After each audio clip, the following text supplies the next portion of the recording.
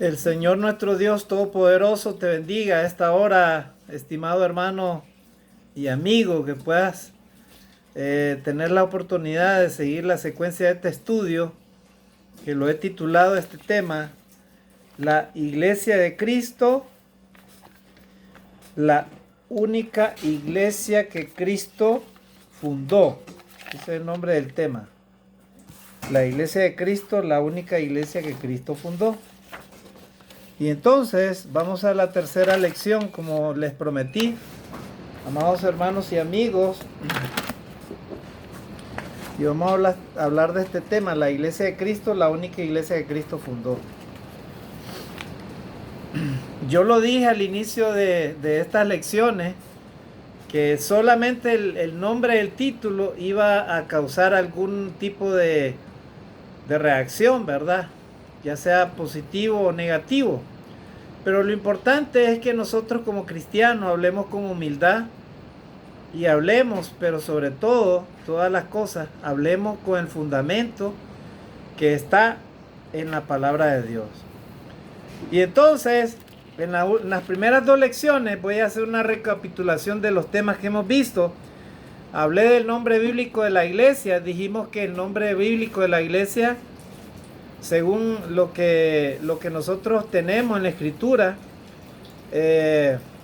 la iglesia como tal, ¿verdad?, era nombrada por medio del apóstol Pablo como Iglesia de Cristo, no como un nombre de una denominación, no como un nombre de una secta, o no como un nombre de alguien que ha inventado ese nombre, sino por pertenencia. Jesucristo fundó su iglesia en el año 33 después de Cristo.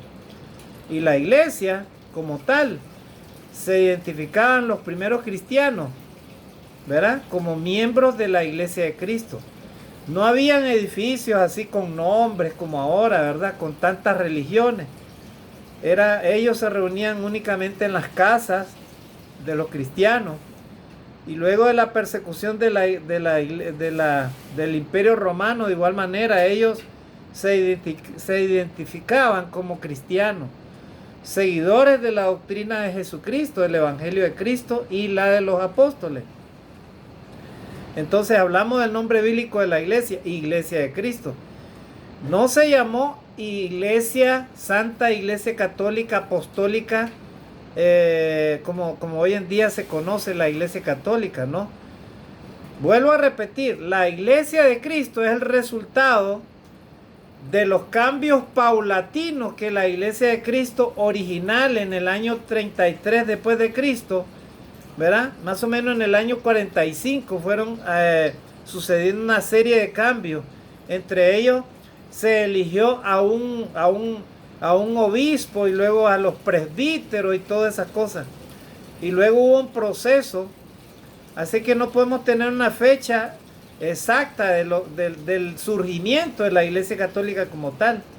Ha sido todo un proceso a través de años y siglos inclusive. Hasta que en el año 1500, con la reforma de Martín Lutero, la Iglesia Católica dejó de tener el poder sobre la Biblia. Antes solo los sacerdotes podían entender la Biblia y ellos podían leer la Biblia en latín, ¿verdad? La gente solo llegaba y tenía que estar escuchando a las autoridades católicas, ¿verdad? Eran los iluminados. Ahora todas las personas tienen la oportunidad de leer su Biblia y darse cuenta en el Nuevo Testamento, Hechos de los Apóstoles, cómo vivían los primeros cristianos, cómo fue la vida de la iglesia y todas esas cosas, lo que estamos viendo. Así que tú, amigo, si tú quieres saber si en medio de este mundo plagado de tantas religiones existe la iglesia verdadera, te lo vuelvo a repetir, el nombre de la iglesia verdadera que Cristo fundó solamente fue una iglesia, se llama Iglesia de Cristo. Si a ti te han enseñado otro tipo de religión o te han enseñado de otra manera, pues entonces no te están hablando con el fundamento bíblico, ¿verdad? Ahí está todo escrito en la escritura, en Hechos de los Apóstoles, los primeros capítulos. Pedro predica el primer sermón y ahí se establece en el año 33 después de Jesucristo la Iglesia de Cristo. Los primeros cristianos, 3000 cristianos fueron bautizados, 3.000 judíos que se arrepintieron, y ahí empieza la iglesia de Cristo. Luego hablamos, además del nombre bíblico, hablamos del credo. Dijimos que el único credo que nosotros los cristianos tenemos es la Biblia. Nosotros no andamos siguiendo ni enseñanzas de hombres, ni nos sujetamos a ningún concilio humano, ni mucho menos a credos humanos, ni tampoco a filosofías humanas. Nosotros tenemos únicamente como fuente de inspiración y de obediencia lo que dice la Biblia, lo que está escrito en la Biblia, ¿verdad? Entonces, y sobre todo en las enseñanzas del Nuevo Testamento. ¿Por qué? Porque la iglesia vive bajo la gracia de Jesucristo. Ya no vivimos bajo el Antiguo Testamento. Los 10 mandamientos están contenidos en los 2 mandamientos que Jesucristo enseñó a sus discípulos. O sea, amarás al Señor tu Dios con toda tu alma, con toda tu mente, con toda tu fuerza, con todo tu corazón. Y el segundo mandamiento, amarás a tu prójimo como a ti mismo. De esos 2 mandamientos, dijo Jesucristo, depende toda la ley y todos los profetas. Así que esos son los mandamientos, y sobre todo nosotros el único credo que usamos, vuelvo a repetir, no son enseñanzas de hombre, ni concilios, ni de ninguna religión, ni mucho menos de filosofías humanas o dogmas o doctrinas humanas. La única fuente para hablar con autoridad la tenemos en la palabra de Dios, la Biblia, ¿verdad? La Biblia. Así que usted y yo, amado hermano, nos sujetamos con la Biblia nada más, ¿verdad? No tenemos por qué obedecer enseñanzas de hombres, ni mucho menos obedecer dogmas o doctrinas humanas, ni mucho menos filosofías, ni creencias, mucho menos, ni tampoco tradiciones, ¿verdad? La única fe que tenemos es a través de las enseñanzas de nuestro Señor Jesucristo en la palabra de Dios y las enseñanzas de los apóstoles, nada más. Así que también hablamos del credo, ¿verdad? Que nuestro credo es únicamente la Biblia. ¿Cómo adoramos? También hablamos de la adoración, ¿verdad? Hablamos que en la iglesia del Señor no hay alboroto, no hay nada de eso. Se ora con el Espíritu, no son hermanas las que dirigen, ni tampoco es una mujer que dirige la iglesia. Son varones, ¿verdad? Que Dios ha designado, ¿verdad? Seguimos el ejemplo del Señor Jesucristo, que Él designó a 12 apóstoles. Las hermanas mujeres también pueden predicar, pero solamente cuando hay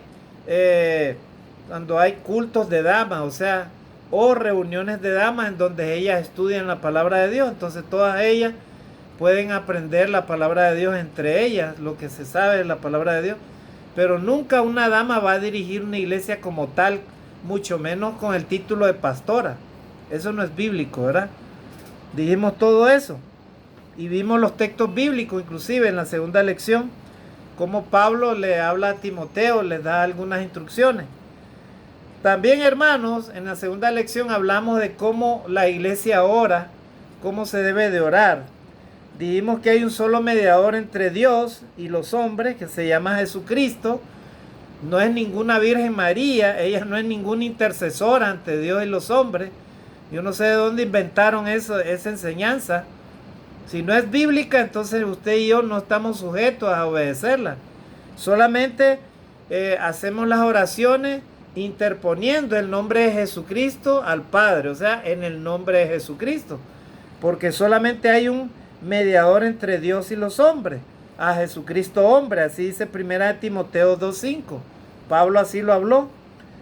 Por esto, por lo tanto, dice, oramos en el nombre de Jesús. No oramos todos a la vez en voz alta, ni tampoco, hermanos, la hacemos de una manera confusa. Todos empezamos a orar y entonces nadie se sabe qué es lo que se está orando. No, es un hermano que dirige la oración y todos los demás siguen la oración, ¿verdad? En silencio. Tampoco no estamos haciendo el alboroto que se arma a veces en algunos, como hemos visto, ¿verdad? En los grupos religiosos, hermano. Porque Dios no es un Dios de confusión, sino de orden y de respeto. hacemos todo decentemente y con orden, como dice la palabra de Dios. Entonces, ahora vamos a ver al otro punto que nos hace falta, cómo es la adoración en la iglesia de Cristo, la iglesia que Cristo fundó. Nosotros, amados hermanos, nos sujetamos a las enseñanzas o a las prácticas de los antiguos cristianos del primer siglo. ¿Verdad? La única música que usted va a encontrar en la adoración de la iglesia de Cristo es la música vocal, o sea, la alabanza con las voces de cada cristiano. Verá, ahí usted no va a encontrar ni guitarra, ni panderetas, ni maracas, ni trompetas, ningún instrumento musical, hermano, ni piano, ni esas cosas que a veces se utilizan en las liturgias o en las alabanzas a Dios, en los grupos religiosos, sectas o denominaciones. Nosotros cantamos con las voces. Primera de Corintios 14:15 dice: cantaré con el espíritu, pero cantaré también con el entendimiento. Nosotros no necesitamos ningún instrumento musical, porque el instrumento musical, ya sabemos, ha sido motivo de controversia. Se introdujo el primer instrumento musical hace años en la liturgia de la iglesia. A alguien se le ocurrió meter un piano y ahí empezó la controversia, ¿verdad? Hay otro texto, Pablo a los hermanos de Efesios les dice: hablando entre vosotros con salmos, con himnos y cánticos espirituales, cantando y alabando al Señor en vuestros corazones. Los primeros cristianos, ellos no utilizaban instrumentos musicales, hermano. Ellos nada más alababan a Dios con sus voces. Así dice Efesios 5:19, ¿verdad? Y otro texto, Colosenses 3:16 dice: cantando con gracia en vuestros corazones al Señor con salmos e himnos y cánticos espirituales. Así que ahí vemos, hermano, de que la alabanza es en el corazón, no es sin necesidad de un instrumento musical, ¿verdad? Entonces, las personas que utilizan instrumento musical para alabar a Dios, lo hacen, pero eso no es lo que alaba a Dios, es el adorador lo que quiere Dios, el adorador. Si usted alaba a Dios en espíritu y en verdad, eso es lo que Dios escucha, eso es lo que Dios quiere escuchar. Quiere corazones alabándole, agradeciéndole por medio de las alabanzas. Mira, así dice la palabra de Dios. También Santiago dice 5:18: ¿está alguno alegre? Cante alabanza. ¿Verdad? Por eso lo hacemos así. Entonces, así que sería bueno que cualquier persona está invitada para que vea cómo se adora a Dios, así no, con nuestras voces, ¿verdad? O sea, usted me dirá, hermano, pero entonces los que alaban con instrumento musical, que ellos no alaban a Dios en espíritu y en verdad. Vuelvo a repetir, la alabanza a Dios debe hacerse conforme a lo que está escrito en la palabra de Dios. Los primeros cristianos, ellos no andaban utilizando instrumentos musicales porque ellos dejaron la religión judía y se volvieron a la fe de Jesucristo. O sea, ya ellos dejaron de ser judíos profesando la religión judía y se volvieron cristianos. O sea, ellos, hermanos, ya no profesaban la ley de Moisés. Ellos seguían las enseñanzas de Jesucristo y la de los apóstoles. Así que, hermanos, no podemos imaginar que los cristianos andaban predicando la palabra de Dios y andaban con los instrumentos musicales ahí cuando querían adorar a Dios. Ellos no hacían eso, hermanos, ni mucho menos en la cárcel. Ellos cantaban a Dios con las voces, ¿verdad? Con sencillez, con alegría, pero expresando, hermanos, el respeto y el orden a Dios.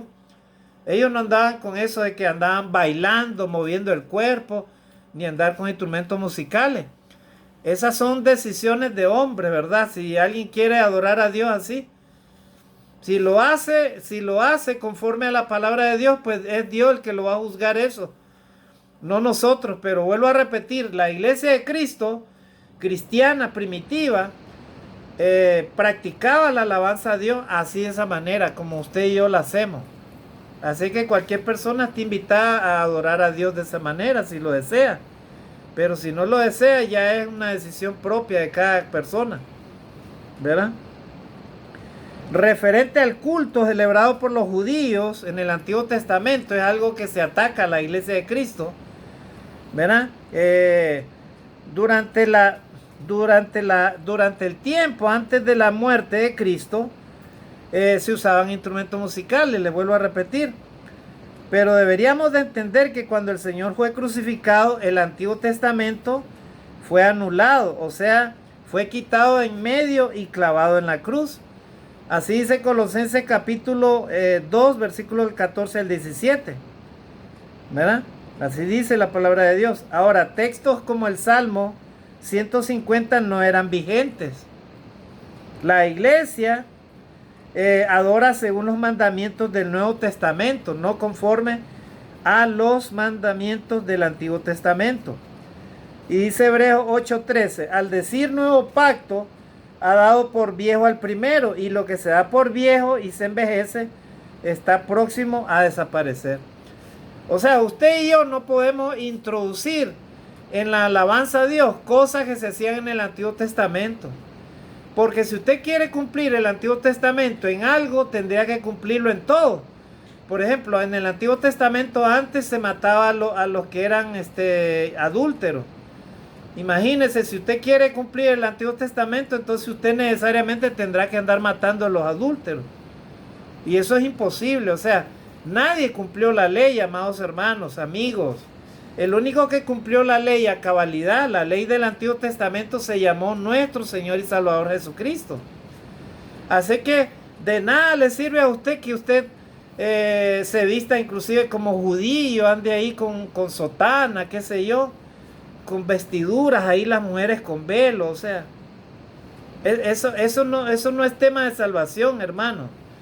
Lo que el Señor ve, hermano, es nuestro corazón, el interior del ser humano. Vuelvo a repetir, la iglesia de Cristo se rige por las enseñanzas del Nuevo Testamento. El Antiguo Testamento era la ley de Moisés. Nosotros no vivimos bajo la ley de Moisés, vivimos bajo el Nuevo Testamento. Si alguien sacrifica un corderito para expiación de pecado en estos tiempos, no sé por qué lo hará, porque hoy en día no necesitamos hacer eso. La expiación perfecta la trajo nuestro Señor Jesucristo cuando Él se clavó en la cruz y Él murió por la humanidad, por todo aquel que en Él cree. Así dice Juan 3:16, porque de tal manera amó Dios al mundo que dio a su Hijo unigénito para que todo aquel que en Él crea no se pierda, mas tenga vida eterna. Así que usted y yo no necesitamos practicar nada del Antiguo Testamento. Eso incluye, hermanos, la adoración con instrumentos musicales. Eso incluye por ejemplo, el sacrificar animales, hacer sacrificios de animales. Eso ya terminó. Vivimos bajo la gracia de Jesucristo. ¿Y qué es la gracia? Que todo ser humano sobre la tierra tiene la oportunidad de ponerse a cuentas con Dios, arrepintiéndose de sus pecados, creyendo en Jesucristo, ¿verdad? Confesando sus pecados a Dios y bautizándose, en otras palabras, obedeciendo el Evangelio de Cristo para que venga a ser una nueva criatura, para que venga a ser hijo verdadero de Dios, o sea, cristiano, ¿verdad? Así que nadie está obligado a sujetarse a las enseñanzas del Antiguo Testamento, solamente el Nuevo Testamento, vuelvo a repetir, por medio de la gracia de Jesucristo. Entonces, hermanos, hemos visto que los instrumentos musicales, ¿verdad? No están incluidos en la liturgia o en la alabanza a Dios. Si usted quiere profundizar toda la historia de cómo fueron introducidos todos los instrumentos, hay todo un estudio, hermano, que eso no se hace en media hora, 40 minutos. Yo le puedo ofrecer toda esa información si usted lo desea. Y también usted puede encontrar en la historia de la iglesia. Hay libros de la iglesia, la historia del cristianismo, en donde ahí usted puede ir recopilando toda la información, ¿verdad? De cómo se ha venido formando a lo largo de los siglos la iglesia católica como tal. O los cambios que fue sufriendo el cristianismo a lo largo de estos años, ¿verdad? Cuando ya empezó la iglesia de Cristo a tener cambios profundos en la autoridad doctrinal y en todas esas cosas, que por supuesto Cristo no lo ha dejado nada de eso.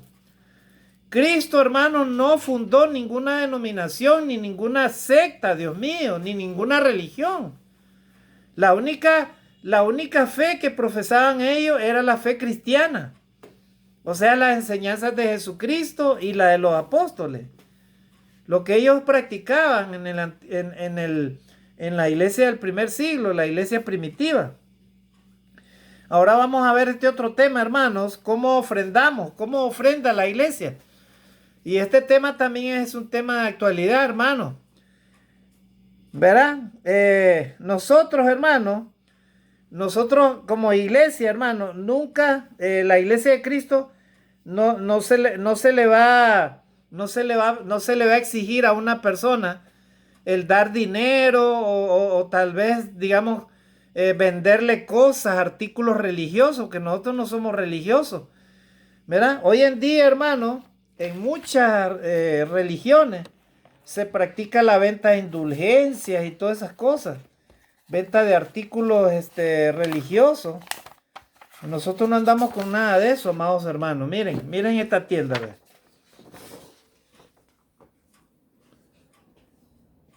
Ahí está.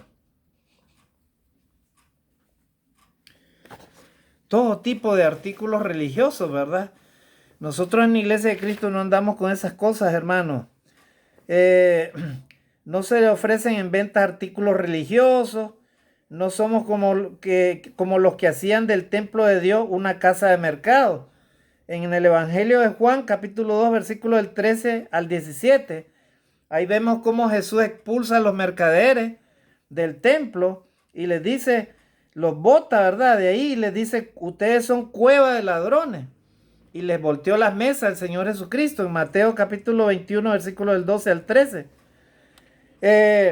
Dice la palabra de Dios que se predijo el Espíritu Santo, que según la palabra de Dios, que iban a venir hombres que se iban a aprovechar de la religión para hacer, hoy en día aprovecharse, ¿verdad? De la fe.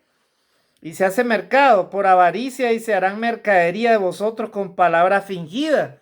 Segunda de Pedro capítulo 2 versículo 3. No somos de los que cumplen dicha profecía, pues no vendemos bizcochos o pasteles, ni discos, ni cintas grabadas, ni revistas, ni libros, o pañuelos ungidos, ni pedimos en las calles tampoco. Tampoco exigimos el diezmo, ya que la ley de diezmar fue abrogada al morir Cristo en la cruz. O sea, para todos esos amigos que le quitan el diezmo a las personas, esa enseñanza no es bíblica, porque hoy en día vivimos bajo el Nuevo Testamento. La enseñanza del diezmo fue una enseñanza que Moisés dio a los levitas para que ellos, el pueblo, les entregara a ellos el 10% de sus granos, de todas las cosechas que el pueblo recibía. ¿Para qué? Para que los sacerdotes y todos los que servían al templo se sirvieran de eso, ¿verdad? Porque ellos se dedicaban al servicio al templo. Pero hoy en día ese asunto del diezmo se ha hecho una mercadería. Pastores que le piden al pueblo el diezmo, ¿para qué? Para comprar aviones, para comprarse mansiones, para comprarse carros nuevos. Eso no es bíblico, hermano. Amigo, no lo hagas. Lo único que Dios te pide dentro de la iglesia del Señor es que tú aprendas también a dar a tu prójimo, o sea, a ofrendar. Y la ofrenda es según lo que Dios haya puesto en tu corazón. ¿Verdad? Eso no es para beneficio de nadie, más que de la misma iglesia. O para algunas necesidades de la iglesia, por ejemplo, los servicios de luz o cosas así. O alguna necesidad de alguien que esté enfermo, algún cristiano que esté enfermo. Para eso se solicitan ofrendas. Y dice la palabra de Dios que no se exige ese diezmo. ¿Por qué? Porque la ley de diezmar fue anulada al morir Cristo en la cruz. Todas las obras del Evangelio y de benevolencia, amados hermanos, son realizadas mediante las ofrendas voluntarias el primer día de cada semana. ¿Verdad? Entonces eso sí es bíblico, no todos los días, sino cada primer día de la semana. Así dice 1 Corintios 16:2. cada primer día de la semana, dijo Pablo, cada uno de vosotros ponga aparte algo según haya prosperado. ¿Verdad? Según haya prosperado, cada uno dé como propuso en su corazón, no con tristeza ni por necesidad, porque Dios ama al dador alegre. Así dice 2 Corintios 9:7. O sea que la ofrenda delante de Dios es aceptada según lo que uno tiene, no lo que uno no tiene. 2 Corintios 8:12. Imagínese, hermano, una persona que solamente vende sus papitas rellenas ahí para pasar el día, para sobrevivir en el día y comer. Y que tenga, por ejemplo, 100 soles de ganancia. 100 soles de venta. Mire, de esos 100 soles probablemente la persona va a gastar 40, 50 soles en comida durante el día o más. Y luego tiene que pagar el resto de sus gastos. Ah, no, pero el pastor le dice, no, de esos 100 soles usted tiene que dar 10 soles obligadamente. Entonces eso ya no es lo que dice la palabra de Dios.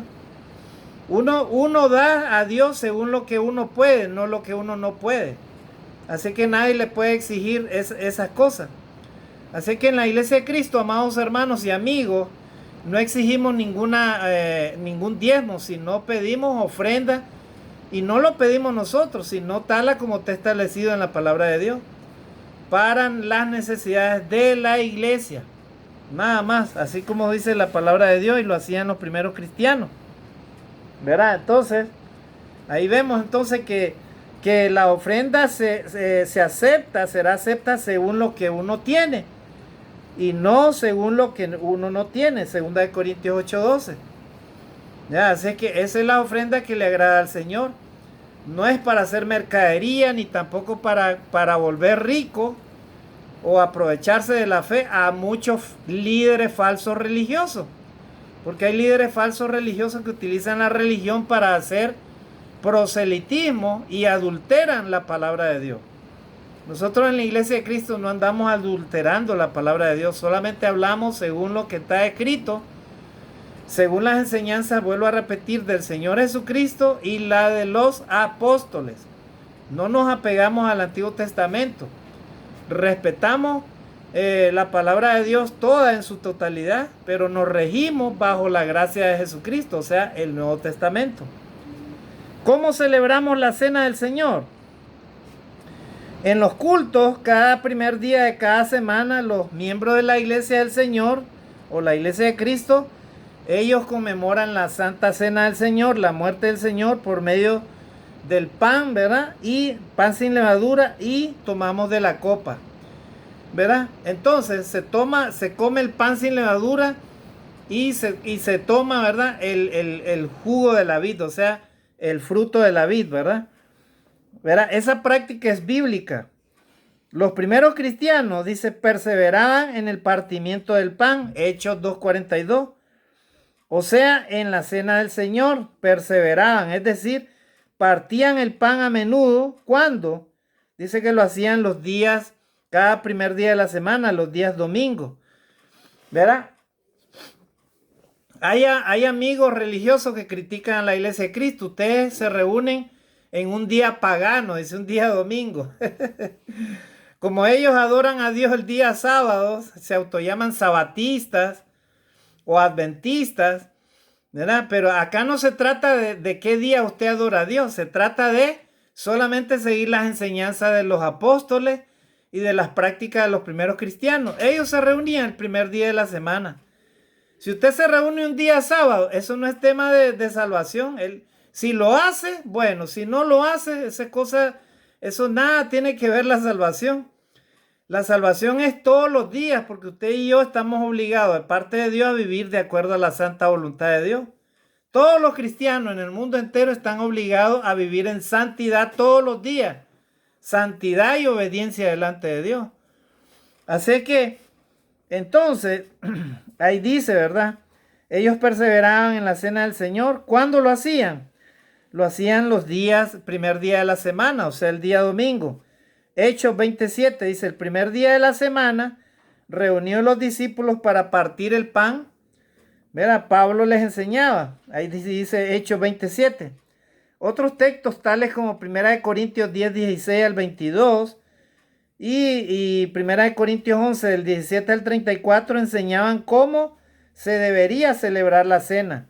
Desde luego los miembros fieles de la iglesia del Señor son los que participan de la cena del Señor. La cena del Señor es para conmemorar el sacrificio de Jesucristo por nuestros pecados, ¿verdad? No es para creer de que al tomar la Santa Cena ya estamos ya limpios, no. Se supone que cada cristiano hace una revisión de sí mismo y así mismo recuerda ese sacrificio de Cristo porque Él lo estableció con sus discípulos. Así que de igual manera los cristianos lo hacemos así. Y vamos al último punto, hermano. ¿Cómo podemos ser miembros de la iglesia de Cristo, hermano? ¿Cómo podemos ser miembros de la iglesia de Cristo? ¿Verdad? Nosotros podemos, todos los invitados, inclusive las personas que no han conocido la iglesia del Señor, pueden tener la bendición de participar de comer la cena, participar del cuerpo y de la sangre de Jesucristo por medio del fruto de la vid, cuando la persona ya es cristiano o se vuelve hijo de Dios. En este caso, ¿verdad? Puede disfrutar de las bendiciones en Cristo si se hace miembro de la iglesia del Señor. ¿Cuáles son los requisitos, hermanos? Bueno, entonces, primero tiene que hacer lo que Jesucristo enseñó. En Marcos 16, 16, Jesucristo enseñó. Y él dice ahí la palabra de Dios: el que creyere y fuera bautizado será salvo. O sea, el que creyere y sea bautizado, sea sumergido en el agua, arrepintiéndose de sus pecados, confesando a Jesucristo como su Señor, reconociendo los pecados delante de Dios y reconociendo la fe en Jesucristo, confesando el nombre de Jesucristo, esta persona puede ser bautizada para el perdón de sus pecados. Así dice Marcos capítulo 16, versículo 15 y 16. Jesús les enseñó a sus discípulos: vayan y prediquen el evangelio a toda criatura. Le está diciendo a todos los hombres que he creado, no le está diciendo a los niños. Escuchen, amigos católicos, por favor, en el nombre del Señor. Señores que enseñan esa religión, no engañen al pueblo más, por favor. Hablen conforme a la palabra de Dios. Jesucristo les dijo: id y predicad el evangelio a toda criatura, vayan a todos los hombres. El que creyere y fuere bautizado será salvo. Un niño, un bebé no entiende evangelio, no es a los niños que se les va a enseñar eso. De ellos no entienden de pecado porque son inocentes. Jesús le dijo a sus discípulos: vayan y prediquen el evangelio a toda criatura, o sea, a todos los hombres que he creado. El que creyere y fuera bautizado será salvo, mas el que no creyere será condenado. Imaginemos a ese Dios de misericordia grande condenando a todos los niños. ¡Qué absurdo! Los niños no tienen entendimiento porque han venido a este mundo. Ellos son inocentes, son santos. Los que se deben de arrepentir son los pecadores, los seres humanos. Así dice Romanos 3:23. Por cuanto todos pecaron, están destituidos de la gloria de Dios. Y Romanos 6:23 dice: porque la paga del pecado es muerte, mas la dádiva de Dios, el regalo de Dios, es vida eterna en Cristo Jesús, Señor nuestro. Así que Jesús dejó este mandamiento, estimados hermanos. De esta manera, amigo, tú puedes hacerte hijo de Dios, cristiano. Entonces, y también Pedro dijo en Hechos 2:38: arrepentíos y bautícese cada uno de vosotros para perdón de los pecados y recibiréis el don del Espíritu Santo. Si una persona cree y se arrepiente y se bautiza, entonces Cristo lo añade a su iglesia. Así dice Hechos 2:47. Dice: y perseverando en santidad estará preparado para el día del Señor, cuando el Señor venga a llevar a su pueblo a la gloria de Dios. Entonces, ahí vemos claramente que la iglesia de Cristo se fundó en el año 33 después de Jesucristo. Y los primeros cristianos que se bautizaron en Hechos capítulo 2, versículo del 37 en adelante, ahí encontramos que se arrepintieron, fueron bautizados cerca de 3,000 personas. Ahí nace la Iglesia de Cristo. No la Iglesia Católica, sino la Iglesia de Cristo.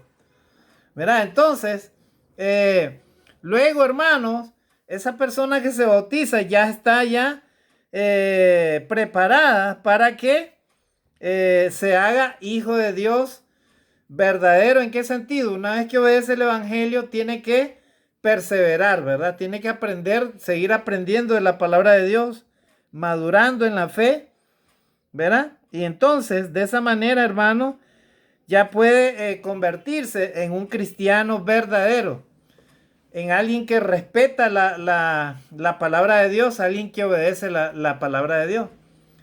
Entonces, amados hermanos y amigos, como hemos visto, esta es la forma como la Iglesia de Cristo en estos tiempos adora a Dios.